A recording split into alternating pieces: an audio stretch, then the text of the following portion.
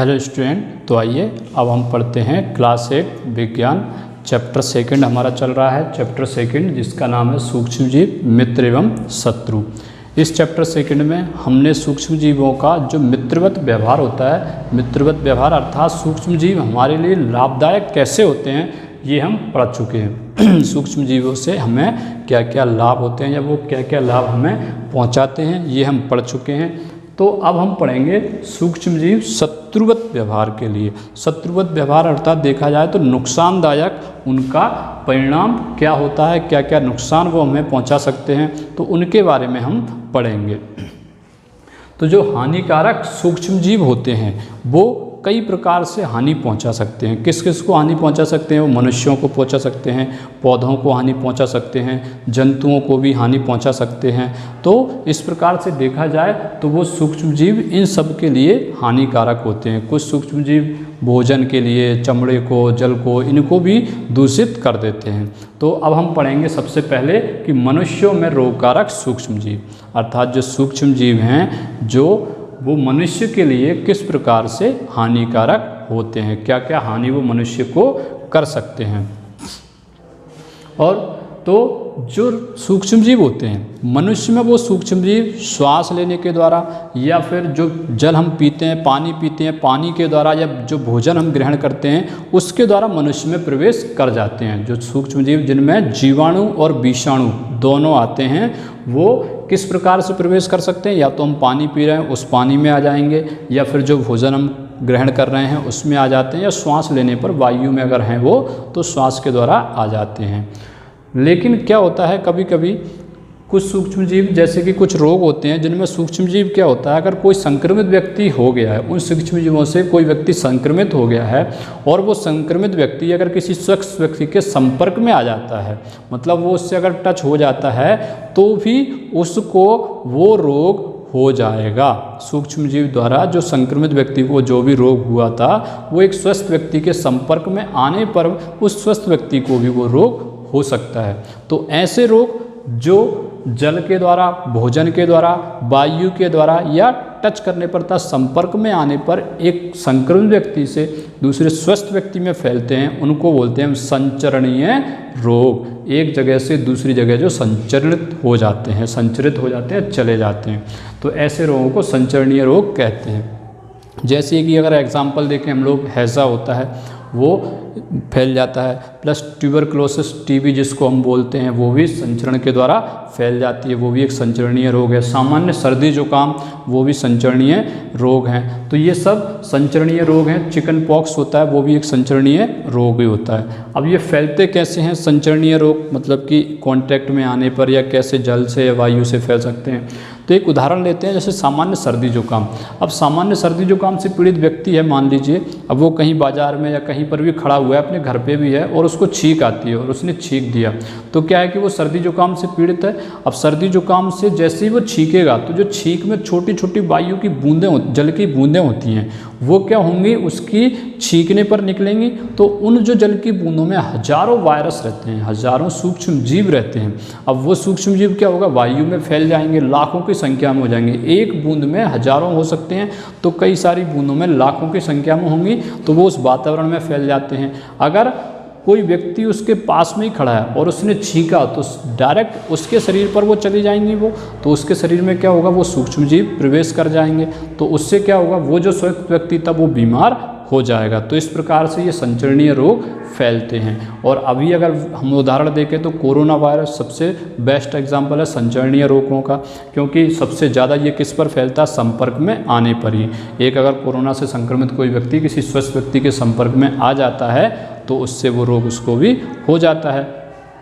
तो ये तो हुए हमारे संचरणीय रोग। अब क्या होता है, ये तो सूक्ष्मजीव हैं, तो इन सूक्ष्मजीवों को कुछ ऐसी भी होते हैं जंतु जो इनको एक जगह से दूसरी जगह ले जाने का काम भी करते हैं। मतलब इन सूक्ष्म जीवों को ही एक जगह से दूसरी जगह ले जाएंगे, फिर वो सूक्ष्म जीव अपना रोग उत्पन्न करते हैं। तो ऐसे जंतु या ऐसी चीज़ें जो सूक्ष्म जीवों को एक जगह से दूसरी जगह ले जाते हैं उनको बोलते हैं हम रोग वाहक, क्योंकि वो क्या कर रहे हैं, रोग को एक जगह से दूसरी जगह ले जाने का काम करते हैं। जैसे अगर उदाहरण देखें हम लोग, सबसे अच्छा उदाहरण हमारे घरों में मिल जाता है मक्खी।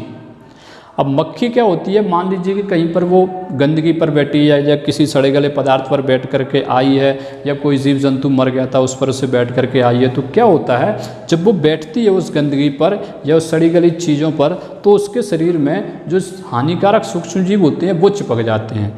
अब उससे चिपक गए, अब वो मक्खी क्या हुई, वहाँ से उड़ करके या तो हमारे घरों में आई, या जो होटलें रहती हैं उन होटल्स में देखते हो आप खाद्य पदार्थ खाने की चीज़ें, मिठाइयाँ वगैरह, जलेबी सब कुछ रहता है, उन पर वो बैठती है, तो वहाँ से आई, उसके शरीर में वो सूक्ष्म जीव आ गए हैं। अब वो बैठती है हमारे खाने पर, हमारे घर में जो खाना रखा हुआ है या होटलों में जो खाना उस पर बैठेगी, तो वो जो सूक्ष्म जीव उससे शरीर से चिपके हुए हैं, वो सूक्ष्म जीव अब किस में आ जाएंगे, उस खाने में, और उस खाने को वो क्या करते हैं, विषाक्त कर देते हैं, जिसको हम संदूषित या प्रदूषित भी बोलते हैं, तो वो उस खाने को खराब कर देंगे।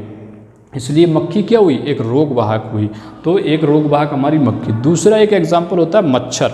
मच्छर भी बहुत बड़ा रोग वाहक होता है। किस किस का, मलेरिया का। एक तो जो मादा एनीफिलीज मच्छर होती है वो मलेरिया का जो परजीवी होता है, अर्थात मलेरिया जिससे फैलता है, उसको एक जगह से दूसरी जगह ले जाने का काम भी करती है। मलेरिया जो फैलाने वाला जो परजीवी होता है उसको प्लाज्मीडियम बोलते हैं, प्लाज्मीडियम। तो मलेरिया जो है मच्छर से नहीं फैलता है, प्लाज्मीडियम से फैलता है। तो प्लाज्मीडियम को एक जगह से दूसरी जगह कौन ले जाता है, मच्छर ले जाती है। कौन सी, मादा एनीफिलीज मच्छर। तो मलेरिया हुआ। दूसरा आता है डेंगू। डेंगू भी मच्छर के द्वारा ही फैलता है। कौन सी मच्छर होती है, वो मादा एडीज मच्छर होती है। तो मादा एडीज मच्छर जो डेंगू का वायरस होता है उसको एक जगह से दूसरी जगह ले जाने का काम करती है। तो इसलिए हम लोगों को क्या करना चाहिए, इन मच्छरों को अपने घरों में आने से रोकना चाहिए। और मच्छर कहाँ उत्पन्न होते हैं, जहाँ पर भी पानी होता है, रुका हुआ पानी, थमा हुआ पानी या गंदा पानी अगर कहीं पर है तो वहाँ पर मच्छर ज़रूर पैदा हो जाएंगे। तो हमें कोशिश ये करना चाहिए अपने घरों के आसपास या अपने घर में कहीं भी पानी को रुकना नहीं देना चाहिए। थमा हुआ पानी अगर कहीं है तो उसको आप बदल दें या फेंक दें उसको। इसलिए ज़्यादा दिनों तक पानी नहीं रखें। अभी बरसात का सीज़न चल रहा है तो उस बरसात के समय में भी अगर पानी कहीं आपके छतों में भरा हुआ है, किसी टायर में, टिन के डब्बे में या कहीं पर भी भरा हुआ, तो उसको आप फेंक दें और साफ़ सफाई रखें जिससे मच्छर पैदा ना हो। क्योंकि इसी समय में सबसे ज़्यादा मलेरिया फैलता है, क्योंकि गंदा पानी भरा रहता है, गंदे पानी में मच्छर उत्पन्न होंगे और मच्छर आपको काटेंगे तो वहाँ से जो मलेरिया का परजीवी है वो प्लाज्मीडियम वो आएगा और उससे मलेरिया होता है। तो ये तो हुआ हमारा मलेरिया का। अब एक आपके उसमें बुक में एक टेबल दी गई है जिसमें सारे जो रोग हैं जो सूक्ष्म जीवों के द्वारा फैलाए जाते हैं वो दिए गए हैं, वो कैसे फैलते हैं वो दिया गया है, और उससे बचाव के उपाय भी आपको बताए गए हैं। जैसे कुछ अगर सूक्ष्म जीव आप देखिए, सबसे पहले हम उसको देखने से पहले सूक्ष्म जीव देख लेते हैं। सूक्ष्म जीव दो होते हैं, एक तो रहते हैं जीवाणु जिनको इंग्लिश में हम बैक्टीरिया बोलते हैं, और एक होते हैं विषाणु, विषाणु जिनको इंग्लिश में हम वायरस बोलते हैं। तो ये दो होते हैं। अब जीवाणु जो होते हैं वो साइज में या आकार में थोड़े बड़े होते हैं, किसकी तुलना में, विषाणुओं की तुलना में। और जीवाणु देखा जाए तो इनको सजीव माना जाता है, अर्थात इनमें जीवन माना जाता है। लेकिन जो विषाणु हैं वो सजीव और निर्जीव के बीच की कड़ी माने जाते हैं। तो कुछ रोग जीवाणुओं द्वारा मतलब बैक्टीरिया के द्वारा फैलते हैं और कुछ रोग वायरस के द्वारा या विषाणुओं के द्वारा भी फैलते हैं। तो जो आपको टेबल दी गई है उसमें पहला आपका दिया गया क्षय रोग। क्षय रोग जिसको हम ट्यूबरकुलोसिस अर्थात अपनी भाषा में बोलते हैं टीबी। तो जो टीबी है वो भी एक व्यक्ति से दूसरे व्यक्ति में फैलती है। तो और वो किसके द्वारा फैलती है, जीवाणुओं के द्वारा, बैक्टीरिया के द्वारा फैलती है। उस बैक्टीरिया कैसे एक जगह से दूसरी जगह जा सकता है, अर्थात उसका रोग वाहक क्या होता है, तो उसका रोग वाहक होती है वायु। मतलब वायु में ही उड़ करके वो एक जगह से दूसरी जगह चले जाते हैं।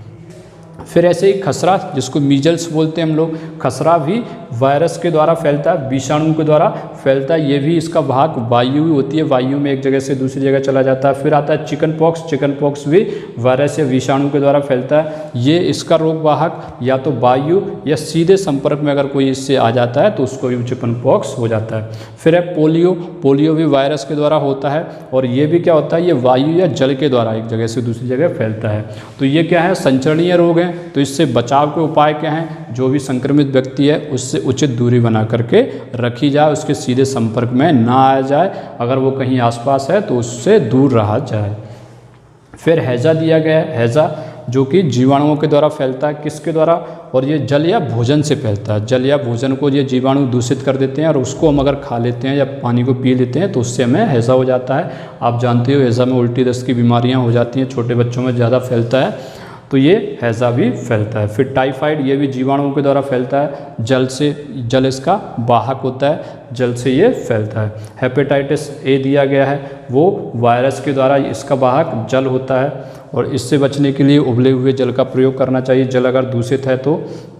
फिर मलेरिया, अभी हमने पढ़ा है मलेरिया, ये मच्छर इसका वाहक होता है। प्रोटोजुआ इसका रोग जो भी वायरस है उसका नाम होता है प्रोटोजुआ, तो प्रोटोजुआ के द्वारा ये फैलता है। मच्छर इसको एक जगह से दूसरी जगह ले जाते हैं, अभी हमने पढ़ा था। तो ये तो हुए मनुष्यों में रोगकारक सूक्ष्मजीव। तो मनुष्यों में किस प्रकार से वो रोग उत्पन्न करेंगे ये पढ़ा हमने। अब हम पढ़ते हैं जंतुओं में। अब सूक्ष्मजीव भी अगर देखा जाए तो इस प्रकार से जंतुओं की श्रेणी वाले ही हैं, लेकिन वो जंतुओं को भी कभी कभी हानियाँ पहुँचा देते हैं, कुछ हानि उनको जंतुओं में भी कर देते हैं वो। तो इस प्रकार से इसका एक उदाहरण जो है वो एंथ्रेक्स नाम की भयानक बीमारी है। एंथ्रेक्स जंतुओं में एक बीमारी होती है, जंतुओं के साथ साथ ये बीमारी मनुष्य में हो जाती है, बहुत भयानक बीमारी है। तो एक वो, दूसरा गाय होती है, गायों में आपने सुना होगा मुख एवं खुर का रोग, खुर एवं मुख का रोग आ जाता है, जिसको अपन अपनी लैंग्वेज में रोगा बोलते हैं। आप अपने पेरेंट्स से पूछना, मम्मी पापा से, कि रोगा क्या होता है, तो बता देंगे गायों में और भैंसों में होने वाला खुर एवं मुख का रोग होता है। तो इस प्रकार से जंतुओं में भी रोगकारक सूक्ष्मजीव होते हैं। अब पढ़ेंगे पौधों में रोग उत्पन्न करने वाले सूक्ष्मजीव। तो मनुष्यों और जंतुओं के साथ साथ जो सूक्ष्मजीव होते हैं वो पौधों के लिए भी हानिकारक होते हैं, उनमें भी वो रोग उत्पन्न कर देते हैं। हमने देखा है गेहूँ हो, चावल हो, आलू, गन्ना, संतरे, इन सब में कई बीमारियां लग जाती हैं, कई प्रकार से हमने देखा ये खराब हो जाते हैं। तो ये किसके कारण खराब होते हैं? कभी कभी ये सूक्ष्मजीवों के द्वारा भी खराब कर दिए जाते हैं, उनको वो विषाक्त कर देते हैं। तो इनकी बीमारियों के बारे में भी आपको एक टेबल में दिया गया है, कुछ बीमारियां बताई हैं। जैसे नींबू में नींबू कैकर हो जाता है, ये जीवाणुओं के द्वारा होता है ये, और संचरण का तरीका इसका रहता है वायु, तो वायु में वो जीवाणु एक जगह से दूसरी जगह चला जाएगा, नींबू कैकर हुआ। फिर गेहूं की रस्ट जो है वो उसके बीज के द्वारा भी या फिर वायु के द्वारा वो फैलता है, और इसको फैलाने वाला वो होता है कवक, कवक के द्वारा ये फैलता है, फफूंदी टाइप से ये रहती है, तो उसके द्वारा गेहूं में भी रोग लग जाता है। फिर एक भिंडी की पीत जो वायरस के द्वारा फैलता है, ये कीटों के द्वारा, ये कीट जो होते हैं पक्षी कीट, पक्षी छोटे छोटे, वो उसको एक जगह से दूसरी जगह ले जाते हैं और भिंडी पीत भी रोग होता है। तो पौधों में ये रोग हुआ। अब हम पढ़ते हैं खाद्य विषाक्तन। खाद्य विषाक्तन, जैसे खाद्य मतलब खाने वाली चीज़ें, ये खाद्य वो खाद नहीं है, खाद नहीं, खाद्य खाने वाली चीज़ें। विषाक्तन मतलब विषक्त हो गई हैं, विषाक्त हो गई हैं, खराब हो गई हैं, जहरीली हो गई हैं। तो खाद्य विषाक्तन क्या होता है? आपने सुना होगा, कई बार टीवी में न्यूज़ में सुना होगा, या कभी कभी अखबारों में समाचारों में आपने पढ़ा होगा कि मान लीजिए किसी पार्टी में या किसी शादी में कुछ लोग गए और अगली सुबह उनमें से 40-50 को या 50-100 लोग बीमार हो गए, एक साथ बीमार हुए, सारे के सारे जितने भी वहाँ गए थे सब बीमार हो गए, उनको उल्टियाँ या कुछ दूसरे रोग होने लगे उनको। तो वो किससे होता है? वो होता है खाद्य विषाक्तता। खाद्य विषाक्तता, जिसको इंग्लिश में हम फूड पॉइजनिंग बोलते हैं। फूड पॉइजनिंग आपने सुनी होगी। तो फूड पॉइजनिंग मतलब वहाँ का जो भोजन था उसमें कई सूक्ष्मजीव प्रवेश कर गए होंगे और वो फूड जो है तो वो पॉइजनस हो गया था, मतलब जहरीला हो गया था, और उसको उन लोगों ने खा लिया तो उसमें वो रोग उनमें आ गया, वो मतलब बीमार वो पड़ गए। तो ये होती है हमारी फूड पॉइजनिंग। फूड पॉइजनिंग में वो विषैले पदार्थ उत्पन्न करते हैं, वायरसेस और जीवाणु, और जिससे हमारा भोजन खराब हो जाता है। तो इसके बचने के लिए हम लोग फूड को, जो हमारा खाना होता है उसको ढक के रखना चाहिए, और भी कई तरीके हैं उसको हम लोग पढ़ेंगे। तो अब हम देखते हैं कि जो फूड पॉइजनिंग है जिससे हमारा खाना खराब हुआ है, तो इस प्रकार से जो खाद्य पदार्थ होते हैं उनको हम लोग कैसे परिरक्षित करके रख सकते हैं या बचा करके या सुरक्षित कैसे रखें हम, तो वो आता है खाद्य परिरक्षण में। तो अगला टॉपिक हमारा है खाद्य परिरक्षण। हमारी खाद्य वस्तुएं हैं उनको कैसे सुरक्षित रखा जाए। तो खाद्य परीक्षण, तो आपने कभी कभी देखा होगा कि जैसे जो खुली ब्रेड होती है तो उस पर अगर उसको 2-3 दिन तक खुला रख दिया जाए तो उस पर फफूंदी आ जाती है, बिल्कुल उसमें फफूंदी चढ़ने लगती है। या फिर आपकी रोटी को भी अगर आप खुला छोड़ दो तो 3-4 दिन बाद उसमें भी फफूंदी आने लगती है। या दूसरे कुछ आम वगैरह होते हैं वो भी कुछ दिनों के बाद सड़ जाते हैं। तो क्या होता है कि उनमें अगर हम उन खाद्य पदार्थों को खुला छोड़ दें तो उनमें वो वायरसेस या सूक्ष्म जीव उनमें आते हैं और उनको ख़राब करने लग जाते हैं।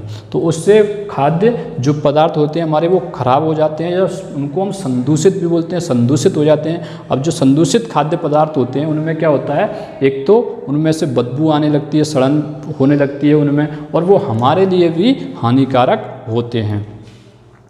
तो अब इसका अगर देखा जाए तो इनको परिरक्षण कैसे किया जाए, तो आपने देखा होगा कभी कभी अगर आप आम लाए आप बाज़ार से 2-3 दिन के लिए आम को आप ऐसा ही रख दीजिए, चलिए 5 दिन 8 दिन के रख दीजिए, लेकिन 8 दिन के बाद क्या होगा, आम सड़ने लग जाता है।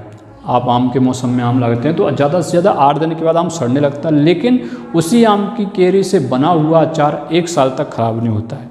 तो क्या किया हमने इसके लिए, अचार बनाते समय में क्या कुछ उसमें ऐसा क्या डाल देते हैं या क्या मिला देते हैं जिससे कि वो आम खराब होने लगता है लेकिन आम का बना हुआ अचार हमारा बचा रहता है।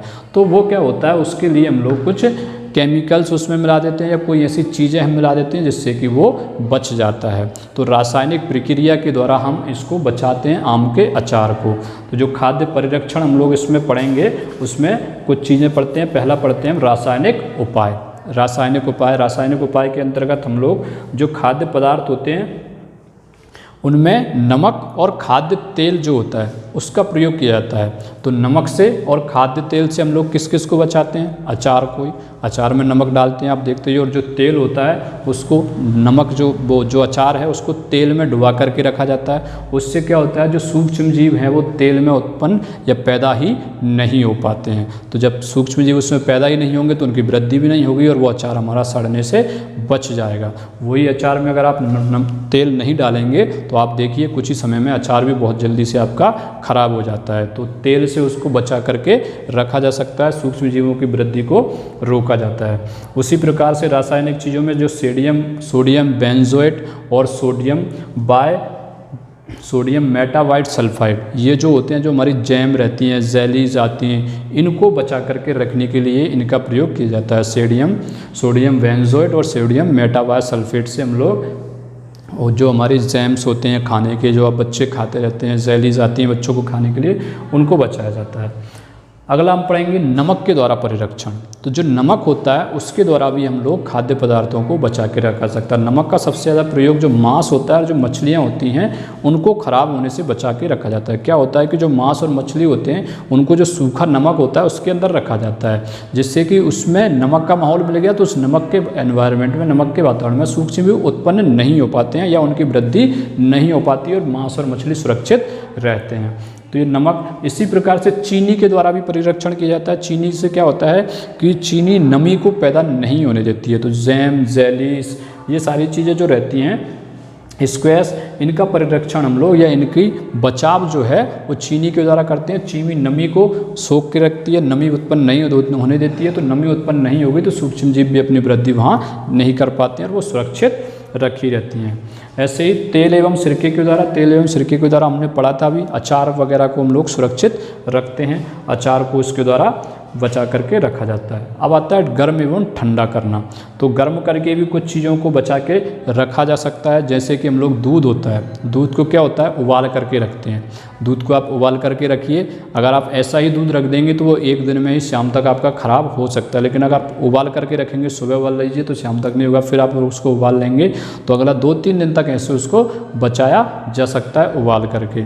और एक प्रक्रिया आपने पढ़ी होगी दूध का पाश्चुरीकरण। दूध का पाश्चुरीकरण क्या होता है, दूध को आप पहले खूब उफान आने तक, या मतलब 70 डिग्री से भी ज़्यादा, 100 से 70 डिग्री के बीच में आप उसको उबालिए थोड़ी सी देर के लिए। एक उबाल उसमें आ गया तो एकदम से अचानक से उसको ठंडा कर दीजिए एकदम से उसको, और फिर आप उसको स्टोर करके घर में रख लीजिए। तो ऐसे करके आप उस दूध को 2 से 3 दिन तक आप रख सकते हैं सुरक्षित।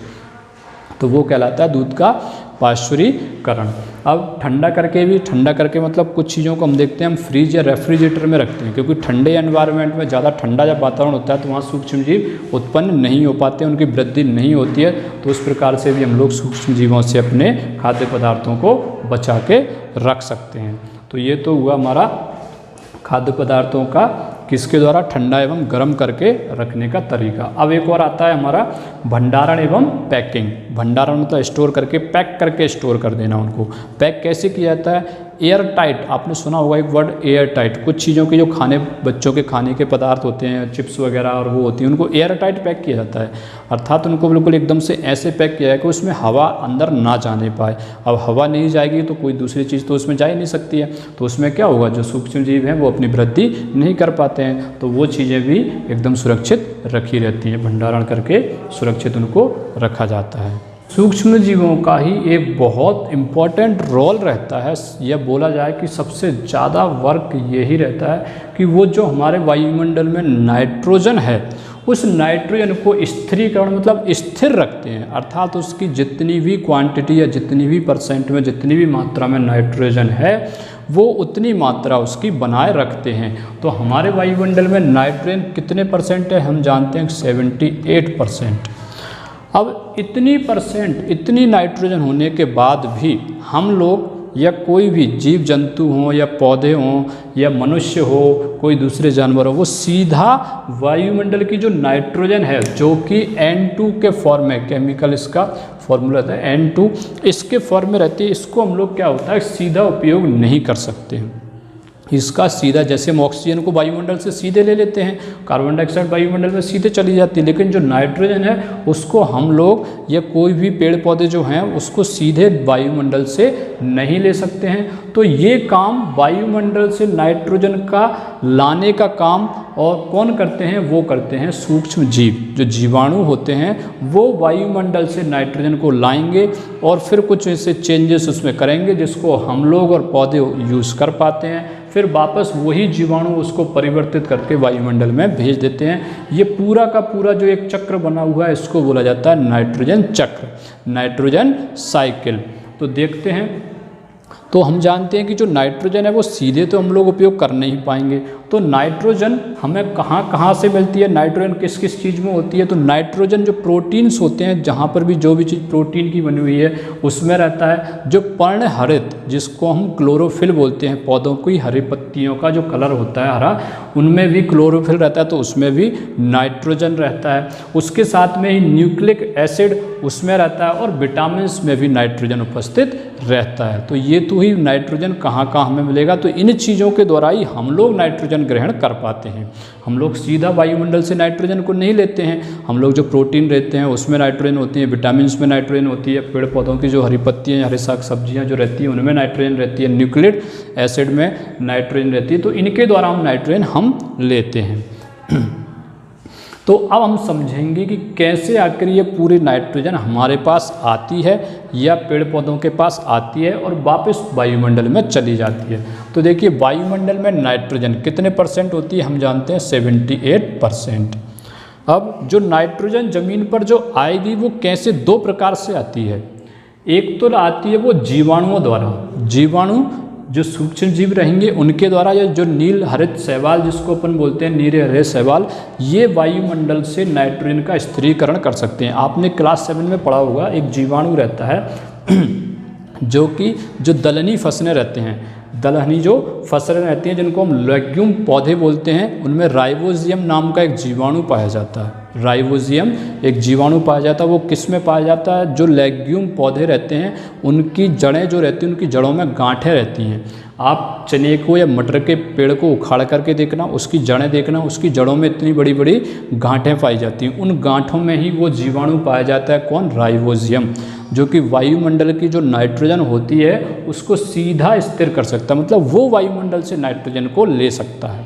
वो तो क्या करेगा, वायुमंडल से वो नाइट्रोजन को लेगा यहाँ पर। अब उसने जो नाइट्रोजन ली है वो N2 की फॉर्म वाली नाइट्रोजन ली है, इसको हम लोग उपयोग नहीं कर सकते हैं। तो वही जीवाणु फिर क्या करते हैं, ये जीवाणु यहाँ से उन्होंने स्थिरीकरण किया मतलब वायुमंडल से नाइट्रोजन को ली। अब उस नाइट्रोजन को वो क्या करते हैं, N2 का जो अन्य नाइट्रोजनी यौगिक रहते हैं, नाइट्रस ऑक्साइड रहते हैं, नाइट्रेट्स रहते हैं, इनमें वो परिवर्तित करते हैं उस नाइट्रोजन को, N2O, NO2 ऐसी फॉर्म बनाते हैं वो। अब उस फॉर्म का जो नाइट्रोजन यौगिक होते हैं वो किस में आ गया, मिट्टी में उन्होंने डाल दिए। उन जीवाणुओं में क्या किया, वो जो नाइट्रोजन के यौगिक थे वो मिट्टी में ले आए हैं। तो मिट्टी में उपस्थित नाइट्रोजन के यौगिक, तो यहाँ तक आ गई है नाइट्रोजन। ये तो एक तरीका होता है वायुमंडल से नाइट्रोजन मिट्टी में आने तक का। एक दूसरा भी तरीका रहता है, दूसरे तरीके से बहुत कम मात्रा में जो तड़ित होती है, तड़ित अर्थात जो बिजली चमकती है, उसके द्वारा भी नाइट्रोजन मिट्टी में मिलाई जाती है, नाइट्रोजन का मिट्टी में स्थिरीकरण किया जाता है। तो वो तो बारिश के मौसम में ही बिजली चमकती है, थोड़ी सी देर के लिए बिजली या तड़ित चमकेगी तो उससे थोड़ी बहुत ही नाइट्रोजन आ पाती है, वो भी सीधा नाइट्रोजन के यौगिकों के रूप में भी आ जाती है। तो ये तो आ गई हमारी नाइट्रोजन मिट्टी में। अब नाइट्रोजन के यौगिक आ गए हैं, नाइट्रोजन के इन यौगिकों का क्या करते हैं, पौधों द्वारा फिर अवशोषण कर लिया जाता है। जो भिन्न भिन्न प्रकार के पौधे रहते हैं जिनको नाइट्रोजन की ज़रूरत पड़ती है, तो यहाँ पर उन्होंने पौधों ने नाइट्रोजन को अवशोषित कर लिया। पौधों के द्वारा जो फल बनेंगे उसमें भी नाइट्रोजन आएगी, उनके रेशे होंगे, सब जगह होंगे, तो उनमें नाइट्रोजन आती है। तो उन पौधों को क्या करते हैं, जंतु खाते हैं। जंतु मतलब उन पौधों के कुछ फलों को हम भी खाते हैं, उनकी सब्जियों का यूज़ करते हैं, मतलब हम और जीव जंतु भी खाते हैं, जानवर भी खाते हैं। तो क्या होता है, उनमें वो नाइट्रोजन चली जाती है। तो यहाँ इस प्रकार से देखा जाए तो हमारे पास नाइट्रोजन आ गई है, या जो जंतु हैं उनके पास नाइट्रोजन आ चुकी है। अब क्या करते हैं, जो हम लोग रहते हैं या जो जंतु रहते हैं, वो उत्सर्जन के द्वारा या फिर जब जंतुओं की मृत्यु हो जाती है, जंतुओं की जब मृत्यु होती है तो वो क्या होती है, वापस क्या होगी, वो नाइट्रोजन अवशिष्ट पदार्थों के रूप में वापस मिट्टी में मिल जाती है। तो हम लोगों ने या जंतुओं ने पौधों को खाया, खाने के बाद में जंतुओं की जब मृत्यु हो जाती है या उत्सर्जन भी करते हैं, वो उत्सर्जित होती रहती है नाइट्रोजन भी।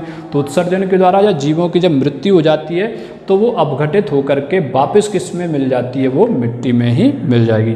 तो एक छोटा सा साइकिल तो देखा जाए तो नाइट्रोजन का यही चलता रहता है। पौधों से नाइट्रोजन पौधे अवशोषित कर देंगे, पौधों को जंतु खाएंगे, जंतु मरने के बाद में या उत्सर्जन के द्वारा वो नाइट्रोजन को वापस नाइट्रोजन के यौगिकों में ही परिवर्तित करते रहते हैं। तो एक साइकिल ये देखिए यहाँ पर चलता रहता है। और बड़ा साइकिल हमारा कौन सा चल रहा है, ये देखिए, जीवाणु लाए, उन्होंने यौगिकों में परिवर्तित किया, मिट्टी में मिला ली। अब कुछ विशेष प्रकार के जीवाणु होते हैं, वो क्या करते हैं, जो मिट्टी में नाइट्रोजन है, अब अगर मान लीजिए सिर्फ हम लोग यहाँ से ऑक्सीजन जो नाइट्रोजन है उसको अगर वातावरण से लेकर के मिट्टी में लाया ही जाए तो वायुमंडल से नाइट्रोजन कम होने लगेगी। अगर उसको वायुमंडल में वापस ना भेजें तो वायुमंडल में वापस किसके रूप में जाएगी, अब गैस के फॉर्म में ही रहती है, गैसीय फॉर्म में। तो वापस से अभी यहाँ यौगिकों के रूप में आ गई है, वापस से इसको यौगिकों को गैस में बदलना होगा। तो एक विशेष प्रकार के कुछ जीवाणु होते हैं जो वायुमंडलीय जो नाइट्रोजन के यौगिक जो रहते हैं उसका गैसीय नाइट्रोजन में परिवर्तन करते हैं, अर्थात नाइट्रोजन के यौगिकों को वापस नाइट्रोजन गैस में परिवर्तित करेंगे और वो जो नाइट्रोजन गैस है वो फिर से वातावरण में भेज दी जाती है। तो इस प्रकार से देखा जाए तो एक पूरा साइकिल चलता है जिससे कि नाइट्रोजन हमारी जितनी भी वायुमंडल में है अर्थात 78% तो वो उतनी बनी रहती है। तो ये कहलाता है हमारा नाइट्रोजन स्थिरीकरण, या इसी को कहते हैं नाइट्रोजन चक्र, बहुत इंपॉर्टेंट है। तो इस प्रकार से हमारा ये चैप्टर कंप्लीट होता है। तो इसके जो भी क्वेश्चन आंसर्स हैं आपको कंप्लीट करके और जल्दी से जल्दी इसका होमवर्क कंप्लीट करके भेजना है जिससे कि हम आगे का चैप्टर कंप्लीट करें। Thank you.